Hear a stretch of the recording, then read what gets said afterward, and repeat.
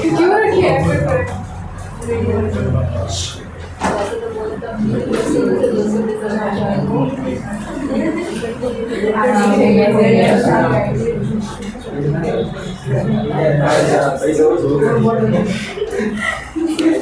अच्छा, बेनामी transaction amendment act कौन से ईयर में आया था? हे भगवान, तुम लोग स्क्रा नहीं, हम ECIPL में आ चुके हैं।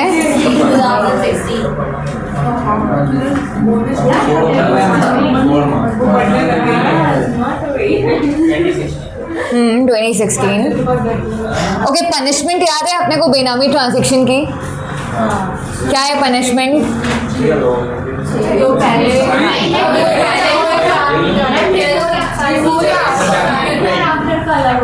हाँ, 7 साल की जेल और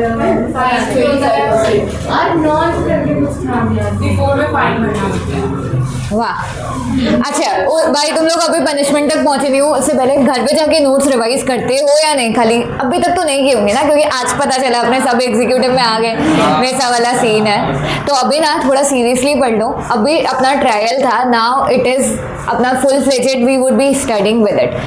अब सबसे पहले अपन ने एक चीज़ देखी थी, compoundable offence, non compoundable offence. इसका मतलब क्या है? हाँ, कंपाउंडेबल मतलब अगर जेल जाने का प्रोविजन है भी तो हम फाइन देके छूट सकते हैं, कंपाउंडेबल ऑफेंस। नॉन कंपाउंडेबल मतलब इम्प्रिजनमेंट तो अपने को जाना ही पड़ेगा। ओके, अगर दो चीज़ें हैं, फाइन प्लस इम्प्रिजनमेंट, फाइन और इम्प्रिजनमेंट, कौन सा कंपाउंडेबल है, कौन सा नॉन कंपाउंडेबल है? और वाला कंपाउंडेबल है कि आपको अगर इम्प्रिजनमेंट नहीं जाना तो आप फाइन देके छूट सकते हो।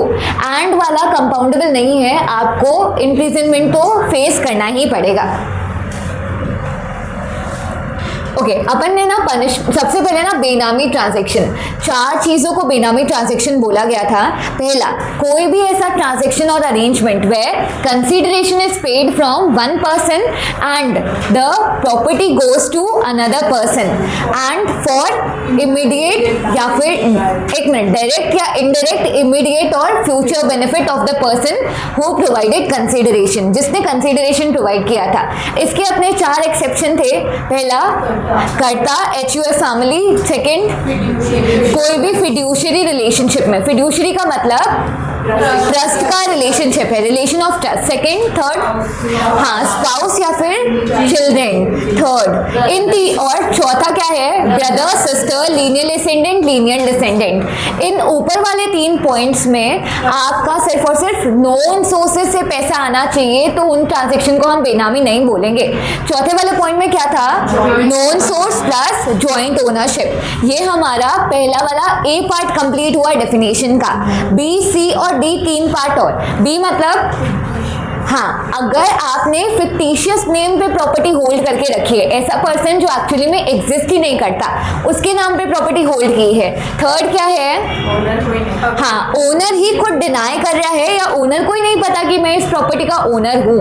फोर्थ, हाँ, अपने को पता ही नहीं कि पैसे कहाँ से आए उस प्रॉपर्टी के लिए। तो ये 4 ट्रांजेक्शन अपने बेनामी ट्रांजेक्शन होते हैं। प्रॉपर्टी में कौन कौन सी प्रॉपर्टी आती है?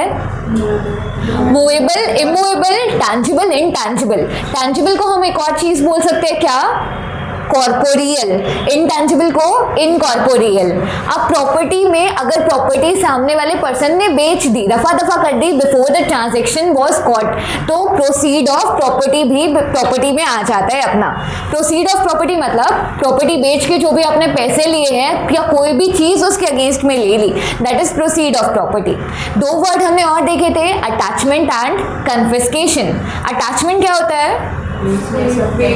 हाँ, अगर कोई भी आपकी इंक्वायरी पेंडिंग है तो आप प्रॉपर्टी की ओनरशिप एंजॉय कर सकते हो, लेकिन प्रॉपर्टी किसी को ट्रांसफर नहीं कर सकते, डिस्पोज ऑफ नहीं कर सकते। अटैचमेंट। कन्फिस्केशन मतलब पूरी की पूरी ओनरशिप गवर्नमेंट को चली जाती है। आपके पास ना तो कोई राइट रहता है ना ही कोई इंटरेस्ट रहता है। अटैचमेंट ज़्यादा सीवियर होता है या कन्फिस्केशन? कन्फिस्केशन। अटैचमेंट तो मान लो आपके अगेंस्ट इंक्वायरी हुई, पता चला कि आप गिल्टी नहीं हो, तो अटैचमेंट तो हट भी जाएगा, आप प्रॉपर्टी फिर वापस ट्रांसफर भी कर लोगे। बट कन्फिस्केशन मतलब फाइनल डिसीजन हो गया। Confiscation is serious then attachment. अब हमने नेक्स्ट देखा था सेक्शन नंबर 3 में पनिशमेंट्स थी, दैट इज प्रोहिबिशन ऑफ बेनामी ट्रांजैक्शन। तो पहला बोला था सेक्शन 3 सबसेक्शन 1 में कोई भी पर्सन बेनामी ट्रांजैक्शन में एंटर नहीं करेगा। उसके बाद अगर बेनामी ट्रांजैक्शन हमारे अमेंडमेंट एक्ट से पहले हुआ है, उसकी पनिशमेंट क्या है? इम्प्रिजनमेंट अप टू 3 इयर्स, मतलब कोई भी टर्म हो सकता है, 3 साल तक इम्प्रिजनमेंट और फाइन और बोथ। तो ये किस टाइप का है? कंपाउंडेबल। अगर बेनामी ट्रांजैक्शन अमेंडमेंट एक्ट आने के बाद हुआ है तो इम्प्रिजनमेंट कहां से लेके कहां तक? इम्प्रिजनमेंट आपका 7 इयर्स तक एक्सटेंड हो सकता है। उसके साथ साथ मतलब मिनिमम 1 साल तो इम्प्रिजनमेंट होगा ही, 1 से लेके 7 साल के बीच में कुछ भी हो सकता है। और फाइन कितना होगा?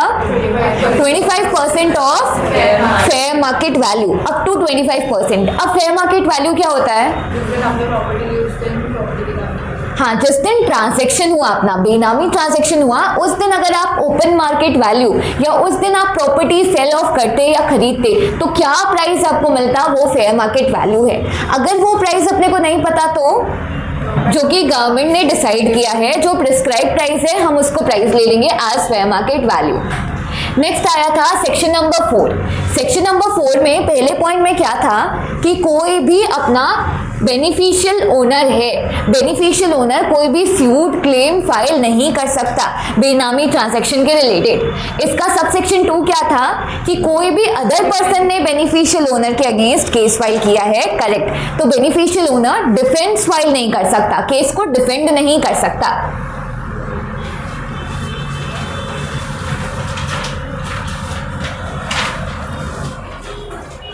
ओके, नेक्स्ट यहाँ पे आता है section number 6, prohibition on retransfer of property by benamidar. Section 6 provide that a person being a benamidar. Okay, 2 terms है, बेनिफिशियल ओनर और बेनामीदार। बेनामीदार कौन होता है? हाँ, जिसके नाम पे प्रॉपर्टी रजिस्टर्ड है, जिसने अपना नाम दिया है। बेनिफिशियल ओनर तो पैसे प्रोवाइड करता है, जिसके बेनिफिट के लिए आपने प्रॉपर्टी होल्ड करके रखी है। तो बेनामीदार जो पेपर में ओनरशिप दिखाई गई है, जिसने अपना नाम दिया है प्रॉपर्टी को। सपोज आपने अपने सर्वेंट के नाम पे प्रॉपर्टी ली क्योंकि आपके पास बहुत पैसे थे और आपने टैक्स से बचना था, तो यहाँ पे आप कौन हुए और सर्वेंट कौन हुआ? सर्वेंट बेनामीदार, जिसके नाम पे प्रॉपर्टी ली, जो पेपर पे ओनर दिख रहा है, और किसके बेनिफिट के लिए प्रॉपर्टी है? अब इतने दातार तो लग नहीं रहे तुम लोग के सर्वेंट के नाम पे प्रॉपर्टी लेके रख दो, तो बेनिफिट तो अपना ही है। तो आप के लिए आप क्या हो गए यहाँ पे? बेनिफिशियल ओनर, जिसके बेनिफिट के लिए प्रॉपर्टी ली हुई है। Section 6 provide that a person being benamidar shall not retransfer the benami property held by him to the beneficial owner or any other person acting on the behalf. When any property is retransferred in contravention of the above transaction, such property shall deemed to be null and void.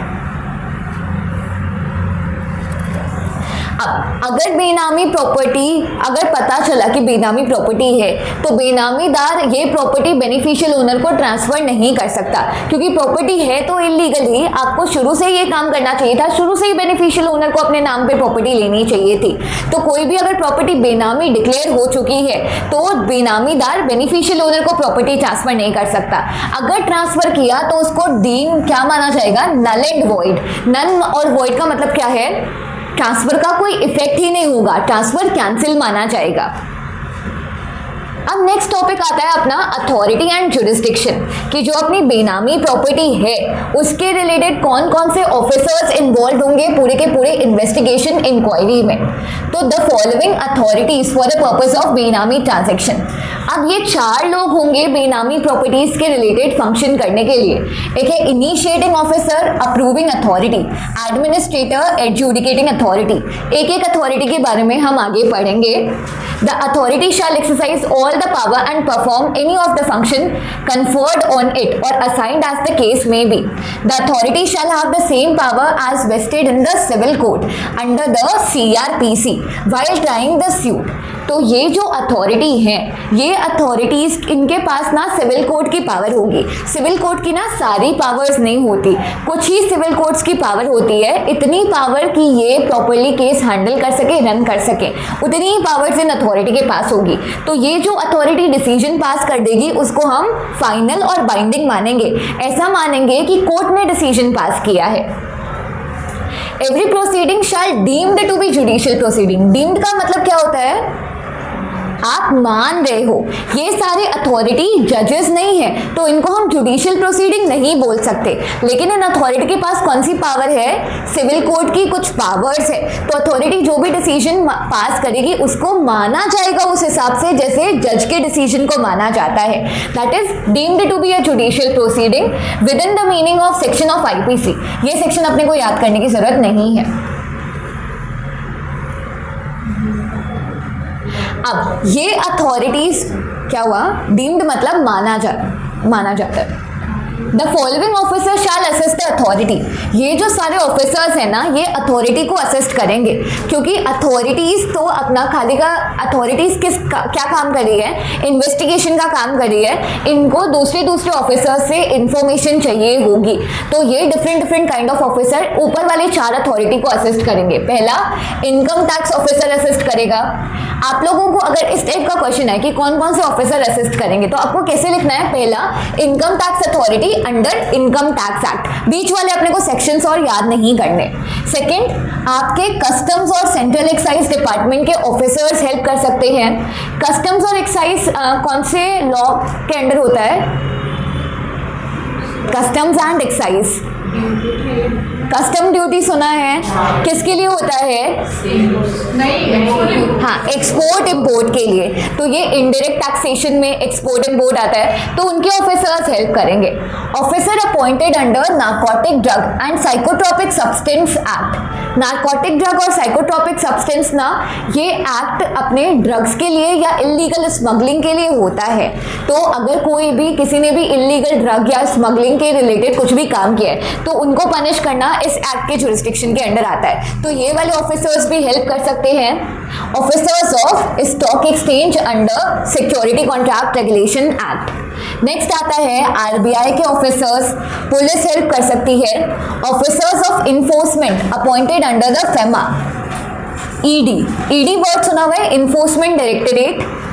देखो FEMA क्या होता है? अपना पूरा का अपना एक first chapter ही आएगा फॉरेन एक्सचेंज मैनेजमेंट एक्ट, जहां पे आप लोगों को ये चीज सिखाई जाती है कि कौन कौन से ट्रांजैक्शन के रिलेटेड हम करेंसी यूज कर सकते हैं।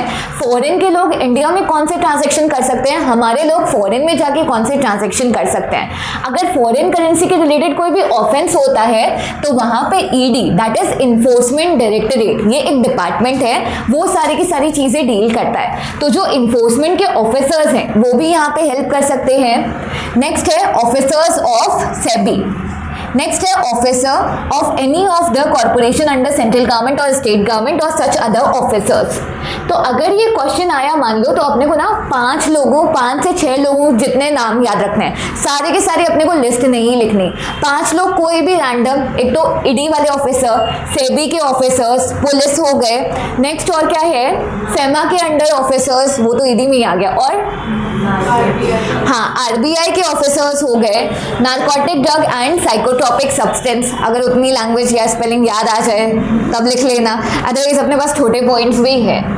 Income tax authorities.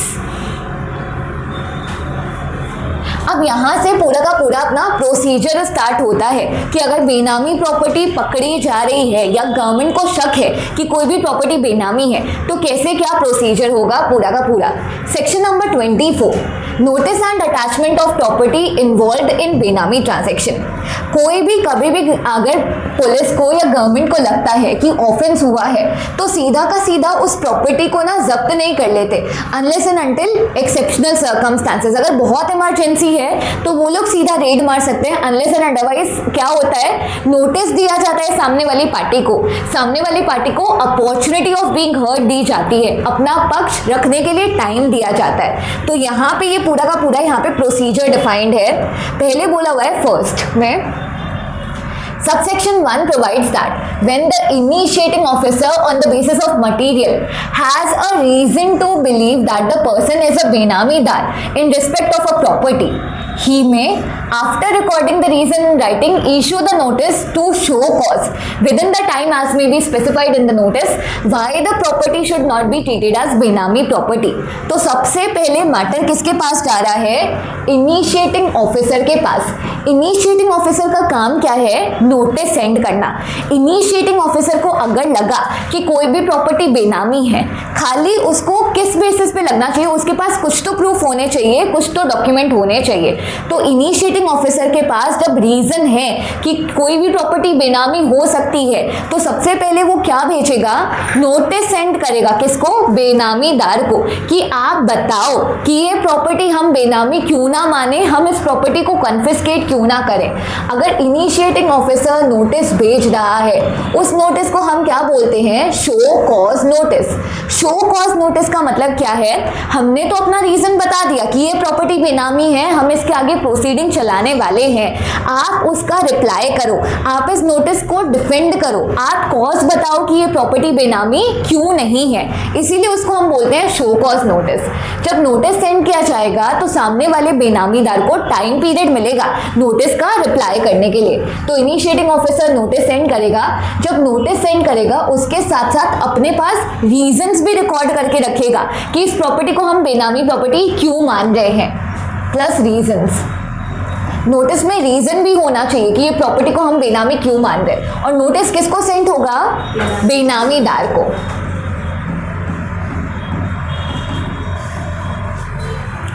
Next para में है, A copy of notice may also be served upon other person who is beneficial owner। अगर यहाँ पे इनिशिएटिंग ऑफिसर को पता है कि बेनिफिशियल ओनर कौन है, तो नोटिस उसको भी जा सकता है।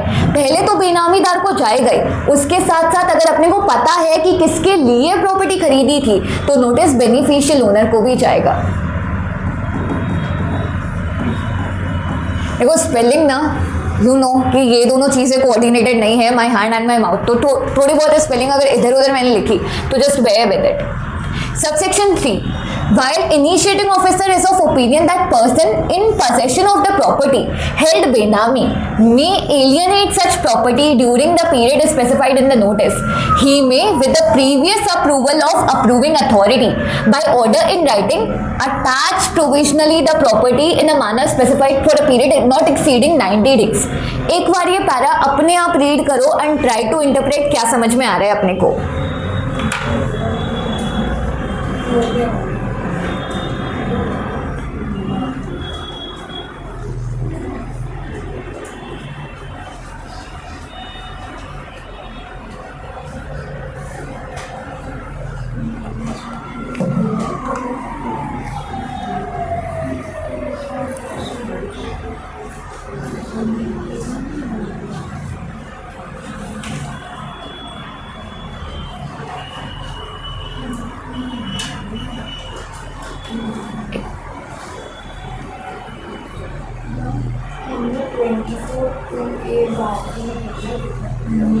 क्या हुआ,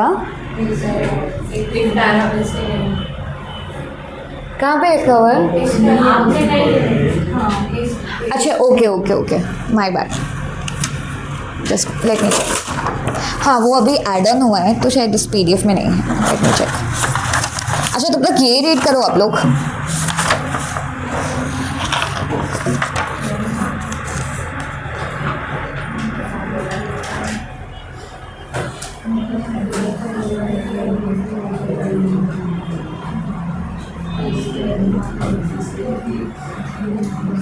ओके क्या हुआ, कौन सा वाला, ये थर्ड वाला? हाँ 2A वाला, और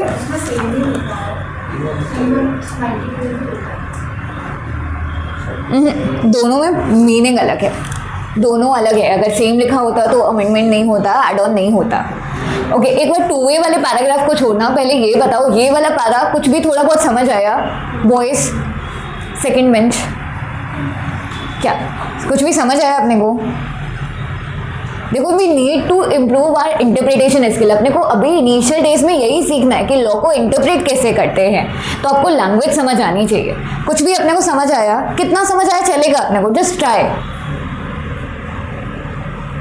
देखो, अगर आंसर नहीं दोगे ना तो it would be just monotonous thing, मैं खाली समझा के चली जाऊंगी, आप लोगों को चीज़ें इंटरप्रेट करनी नहीं आएगी। स्टार्ट। कुछ तो बोलो भाई, बॉयज, एनीवन?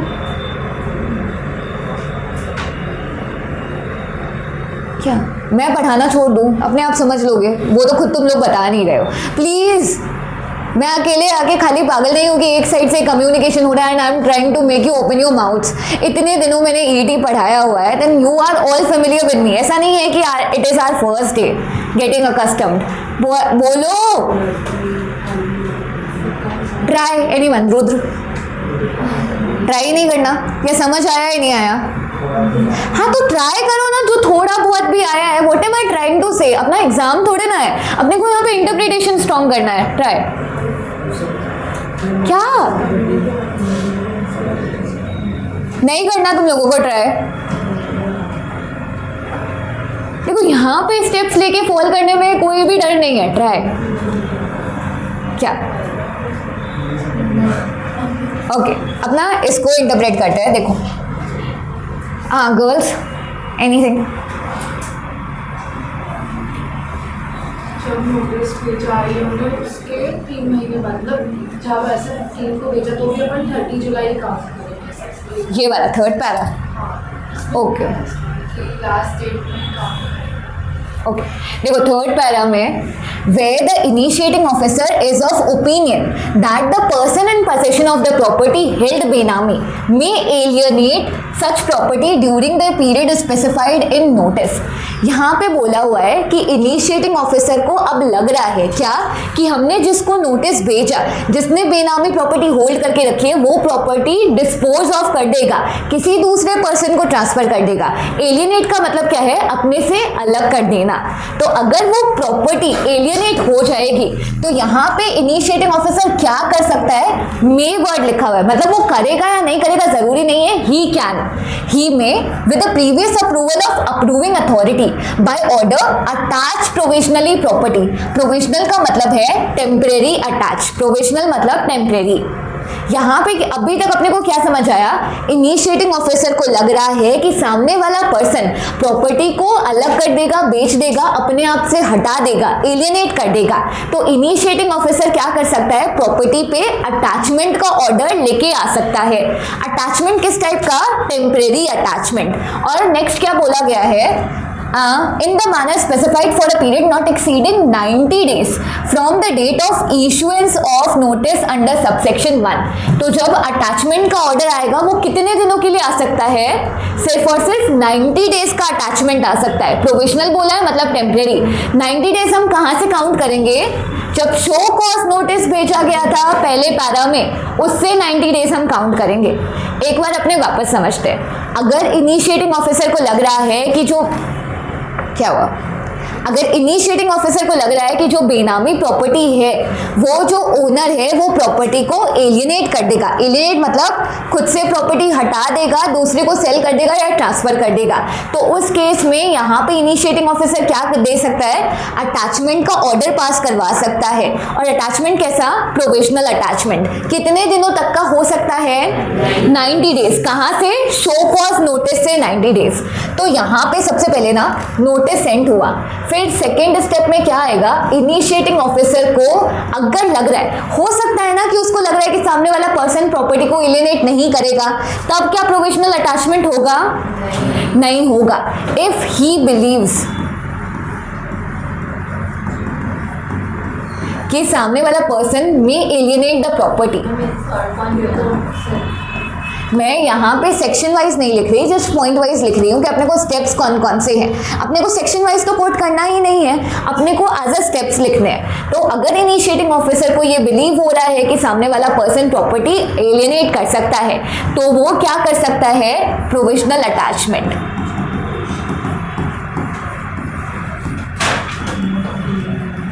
और प्रोविजनल अटैचमेंट अपने आप ऑर्डर पास नहीं कर सकता, उसके लिए अप्रूवल चाहिए। किसका अप्रूवल चाहिए? With the previous approval of a approving authority. तो इनिशिएटिंग ऑफिसर विद अप्रूवल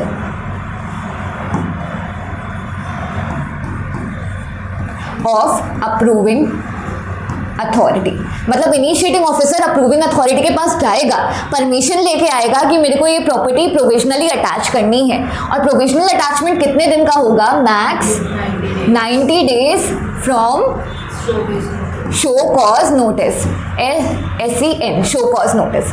यहां तक क्लियर है? देखो ये सारी चीजें ना अपने को चार्ट फॉर्म में, जैसे कि अपने नोटबुक यूज करेंगे आंसर राइटिंग के लिए, आप उसके साथ साथ ना ये जो मेन कंटेंट है इसका अगर लास्ट पेज है या कुछ भी अपने को पेज खाली मिल रहा है, तो अपने को ये सारे जो भी प्रोसेस है ना चार्ट फॉर्म में लिख लेने हैं। तो नोटबुक के स्टार्टिंग से आप आंसर लिखना शुरू करो, पीछे से अगर अपने पास नोटबुक ना थोड़ी मोटी बनाना, तो पीछे से अपने पास जो भी जगह होगी ना, तो जो जो चैप्टर्स हम कंप्लीट करते जाएंगे उसमें हम इस टाइप की चार्ट राइटिंग और कर लेंगे कि इतना कंटेंट पढ़ने की बजाय if we are just seeing this chart last day तो अपना काम हो जाए। तो यहाँ पे अपने को सेकंड पॉइंट समझ आया, सेक्शन नंबर 3, वहां पे क्या था? इनिशिएटिंग ऑफिसर को लग रहा है सामने वाला पर्सन प्रॉपर्टी एलियनेट कर देगा, तो वो किसका अप्रूवल लेके आएगा? अप्रूविंग अथॉरिटी का अप्रूवल लेके उस प्रॉपर्टी को प्रोविजनल अटैच कर सकता है। अब उससे पहले वाला पॉइंट जो बचा हुआ था जो आप लोगों में है, दैट इज 2A। अब 2A रीड करना, अमेंडेड पार्ट, इसका इंटरप्रिटेशन अलग है, इन दोनों का मीनिंग अलग है। 2A रीड करो।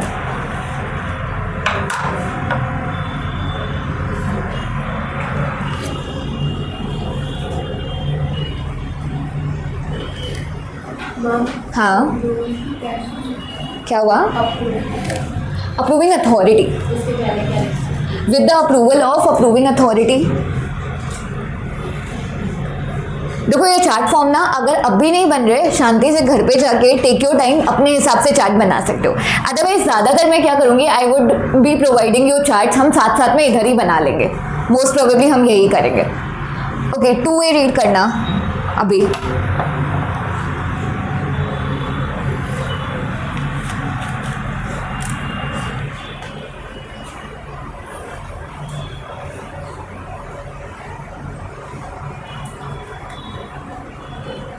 कल से सबके पास नोटबुक होनी चाहिए दोनों सब्जेक्ट्स की अलग अलग।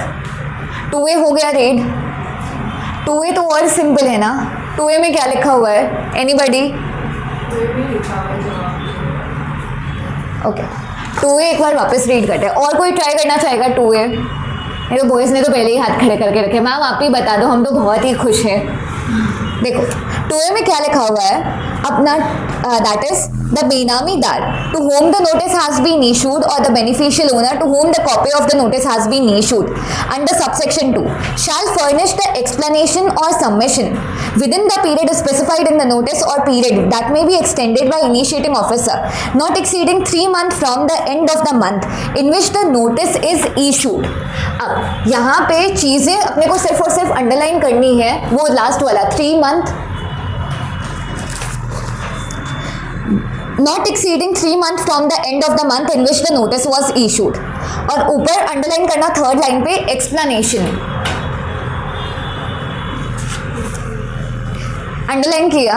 अब इस पॉइंट का मतलब यहाँ पे नोटिस किसको गया है? बेनिफिशियल ओनर को गया है और बेनामीदार को गया है। कौन सा notice? Show cause notice. Show cause notice का क्या मतलब होता है? आप रिप्लाई करो, आप अपना रीजन दो। अब इनको रिप्लाई भी तो करना होगा ना। तो यहाँ पे जो पॉइंट है वो पॉइंट ये बोल रहा है कि इनको जब अपने को रिप्लाई करना है तो रिप्लाई के लिए कितना टाइम मिलेगा, एक्सप्लेनेशन के लिए कितना टाइम मिलेगा? जितना नोटिस में लिखा है उतना टाइम मिलेगा। और मैक्स टू मैक्स कितना एक्सटेंड हो सकता है? जिस महीने नोटिस गया उसके एंड से 3 महीने तक एक्सटेंड हो सकता है। तो ये जो अपना सेक्शन नंबर 2A है वो किसके लिए है? Time period to reply.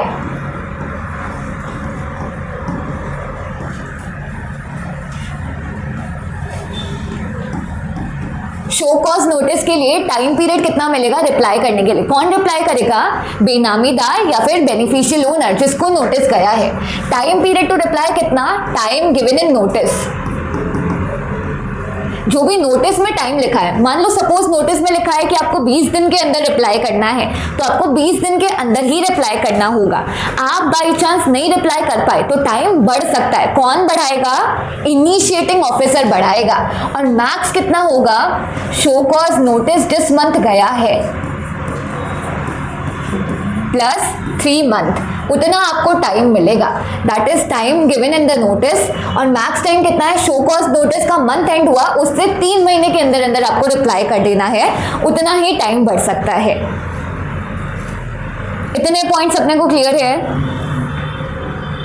अब डू वन थिंग, स्टार्टिंग से लेके 1, 2, 2A और 3 एक बार रीड करो और ये पूरा स्टोरी के साथ मैच हो रहा है या नहीं हो रहा। Just try to understand the language. क्या हुआ?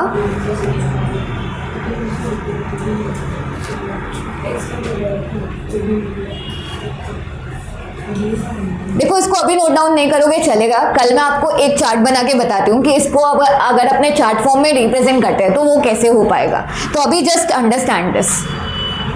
सेक्शन नंबर 1, 2, 2A एंड 3 एक बार लैंग्वेज के साथ रीड करो। कोई भी वर्ड में डाउट आ रहा है, किसी की भी मीनिंग समझ नहीं आ रही, क्योंकि फर्स्ट टाइम आप लोग यहाँ पे टेक्निकल चीज़ें पढ़ रहे हो, तो मीनिंग्स जितना पूछोगे उतनी आपकी ज़्यादा अंडरस्टैंडिंग क्लियर होगी।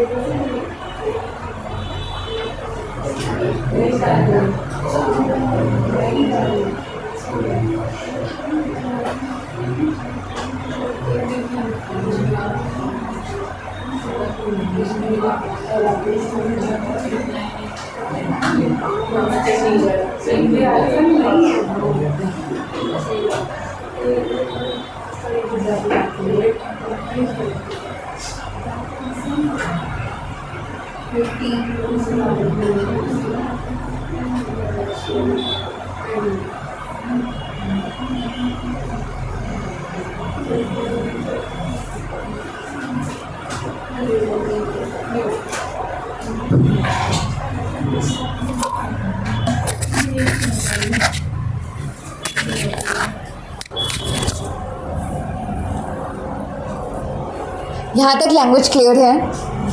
ओके, नेक्स्ट आता है subsection 4 of the section provide that the initiating officer after making the enquiry and calling for the report और evidence as he deems fit, taking into account all the relevant material within the period of 90 days from the date of issuance of notice under subsection 1, where the provisional attachment has been made, or pass the order continuing the provisional attachment of the property with the prior approval of approving authority till the passing of order by adjudicating authority, or revoke the provisional attachment with the prior approval of approving authority when the provisional attachment has not been made.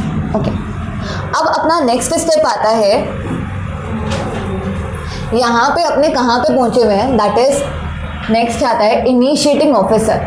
अब initiating officer को ना जिस दिन उसने notice issue किया वहाँ से लेके 90 डेज का टाइम मिलता है। जब तक प्रॉपर्टी प्रोविजनली अटैच्ड है तब तक इनिशिएटिंग ऑफिसर को पूरी की पूरी अपनी इंक्वायरी कर लेनी है। तो इनिशिएटिंग ऑफिसर अपनी इंक्वायरी कर लेगा। अब हम ना 2 अथॉरिटी से मिल चुके हैं, कौन कौन सी? इनिशिएटिंग ऑफिसर और दूसरा अप्रूविंग अथॉरिटी। तो पूरा का पूरा इंक्वायरी का डिपार्टमेंट किसका है? इनिशिएटिंग ऑफिसर का। अप्रूविंग अथॉरिटी क्या काम कर रही थी अभी तक? सिर्फ और सिर्फ प्रोविजनल अटैचमेंट के लिए अपने को अप्रूवल चाहिए था, तो इनिशिएटिंग अथॉरिटी अप्रूविंग अथॉरिटी के पास जा रही थी।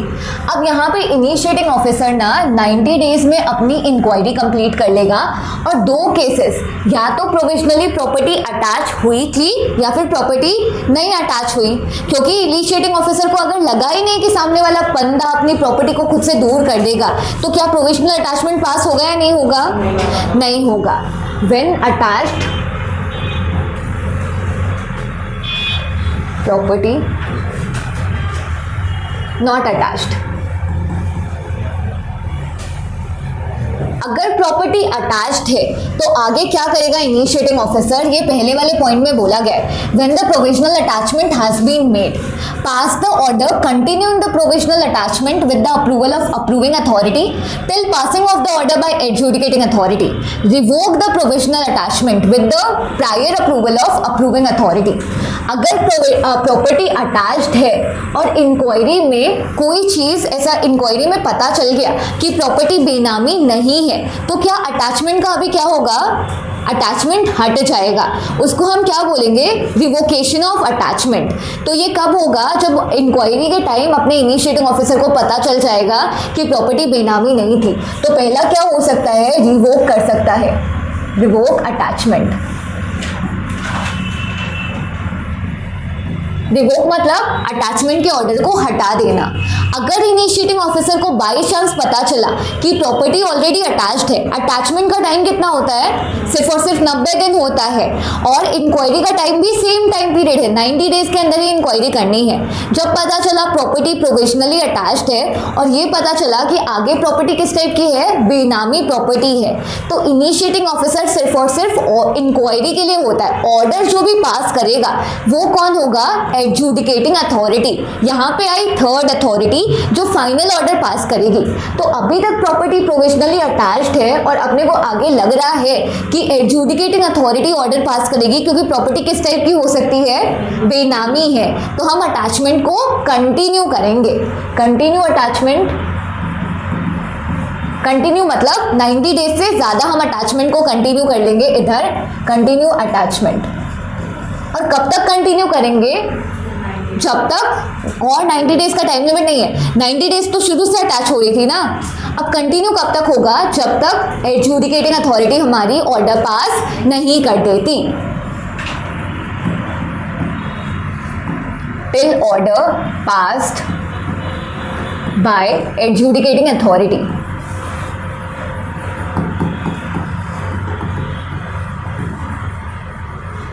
ओके, यहाँ तक अपने को पहली चीज क्लियर है।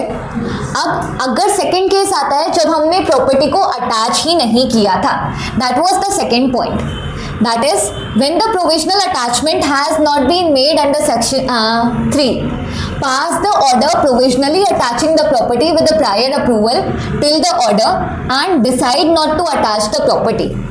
अब अगर प्रोविजनल अटैचमेंट का ऑर्डर पास नहीं हुआ था और इंक्वायरी होने के बाद ये पता चला कि प्रॉपर्टी बेनामी नहीं है, तो क्या होगा,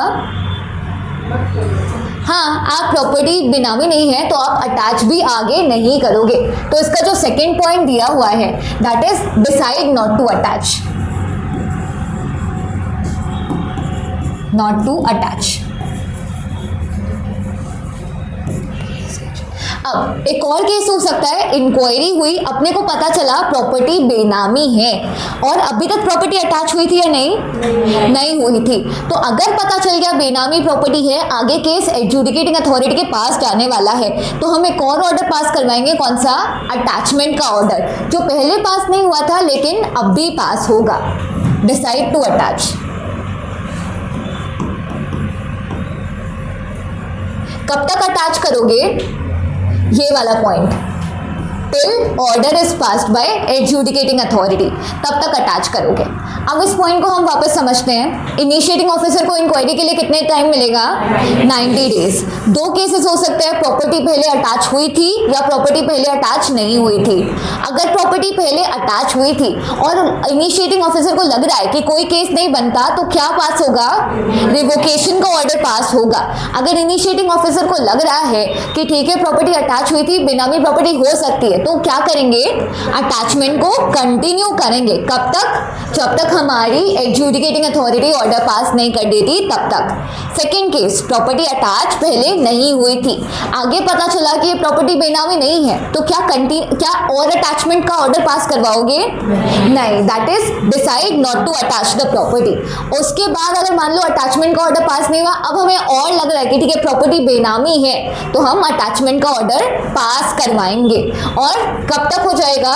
till the order is passed by adjudicating authority, तब तक अटैचमेंट का ऑर्डर पास होगा। एक बात ध्यान में रखना, जब जब अटैचमेंट का ऑर्डर पास होगा या रिवोकेशन का ऑर्डर पास होगा, हमें परमिशन लेनी पड़ेगी हर केस में। किससे? अप्रूविंग अथॉरिटी से। एडजुडिकेटिंग अथॉरिटी तो फाइनल केस डिसाइड करेगी, परमिशन अटैचमेंट के लिए हम अप्रूविंग अथॉरिटी से लेंगे। तो इनिशिएटिंग अथॉरिटी का क्या काम है? इंक्वायरी करना, अटैचमेंट का ऑर्डर पास करवाना। अप्रूविंग अथॉरिटी का क्या काम है? अटैचमेंट के लिए अप्रूवल देना, या अटैचमेंट हटा रहे हो उसके लिए अप्रूवल देना। आगे जो फाइनल ऑर्डर पास करेगा वो होगी एडजुडिकेटिंग अथॉरिटी। यहां तक अपने पॉइंट सारे क्लियर है? ओके, बस थोड़ा सा ही बाकी है, होल्ड योर पेशेंस।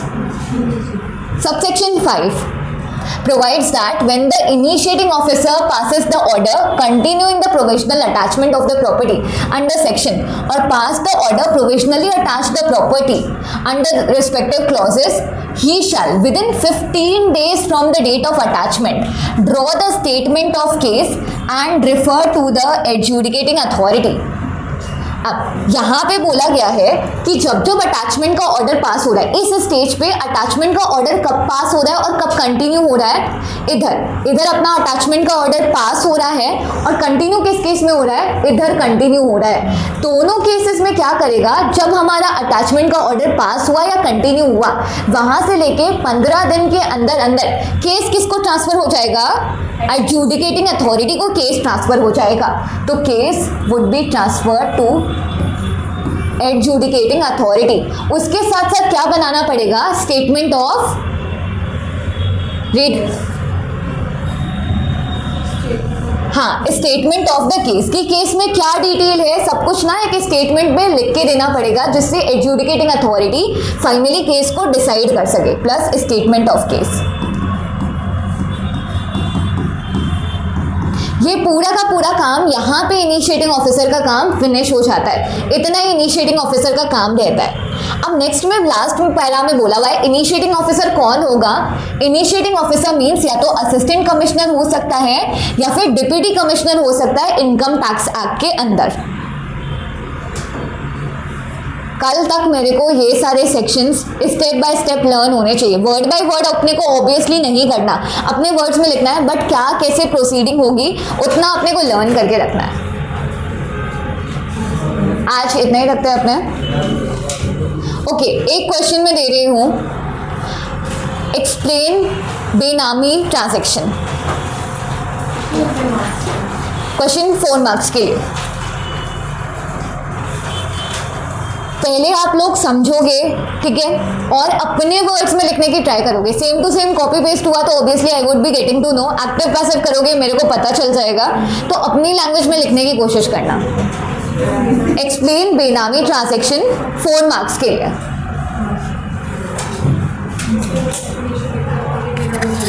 हाँ, बेनामी ट्रांजैक्शन की डेफिनेशन लिखनी है आपको यहाँ पे। 4 मार्क्स। अगर यही क्वेश्चन मान लो आपका 2 मार्क्स के लिए आता, 2 या 3 मार्क्स के लिए आता, तो अपन ABCD 4 पॉइंट लिख लेते। अगर 4 मार्क्स के लिए आ रहा है तो अपने को A पॉइंट के चारों एक्सेप्शन भी लिखने हैं वैसा।